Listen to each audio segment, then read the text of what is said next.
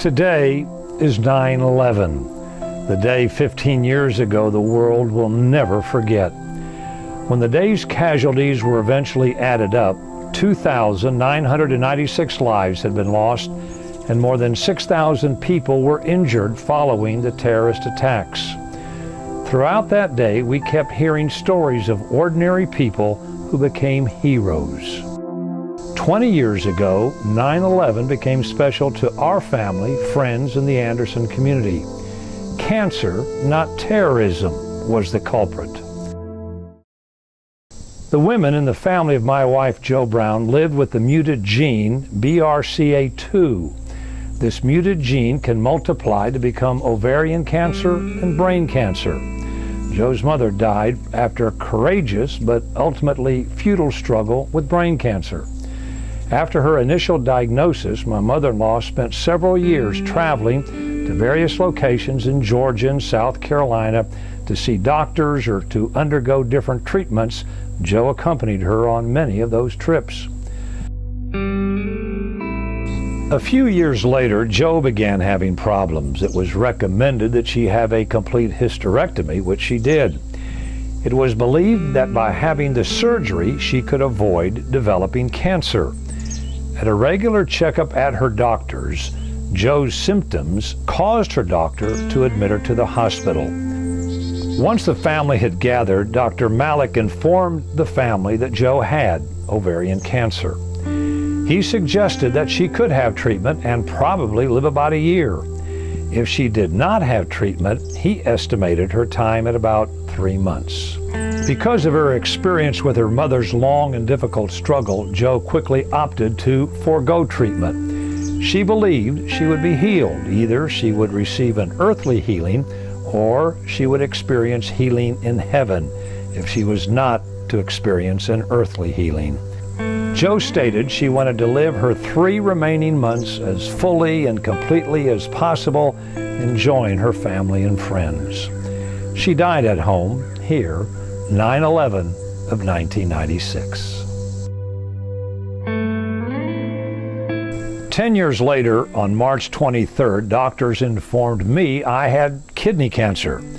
My surgeon brother-in-law told me the preferred treatment would be to remove the cancerous kidney. The next month I had the recommended surgery, but in my case it took 2 surgeries to get it right, but that's another story. To my surprise and delight, I learned from Catherine Smith that the Cancer Association of Anderson and the Lance Armstrong Foundation would pay for my oncology rehab at AnMed's Life Choice.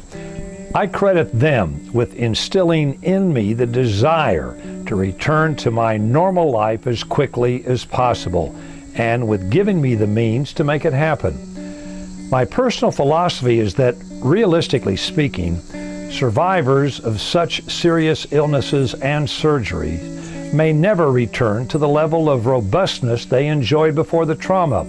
However, no matter how long it takes and how much hard work you have to put into it, you simply must strive to get as close as possible to that optimum level of health. I've come to the conclusion from my personal observations that there is no wrong way to approach one's cancer journey. Some choose to undergo treatment. Others choose to accept the ultimate verdict and enjoy their time without the burdensome side effects that treatment may cause. What you, the cancer patient, decide is right for you, and that's really all that matters.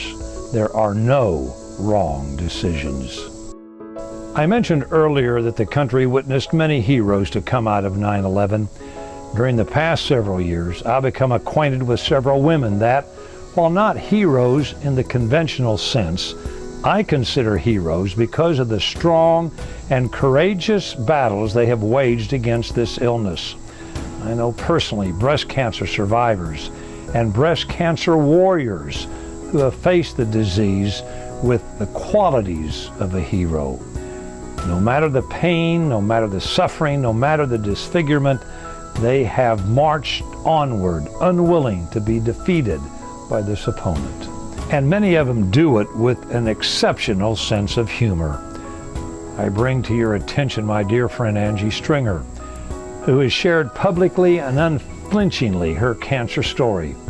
Her t-shirt that summed up the spirit and attitude of her and others like her has emblazoned on the front, "Of course they're fake.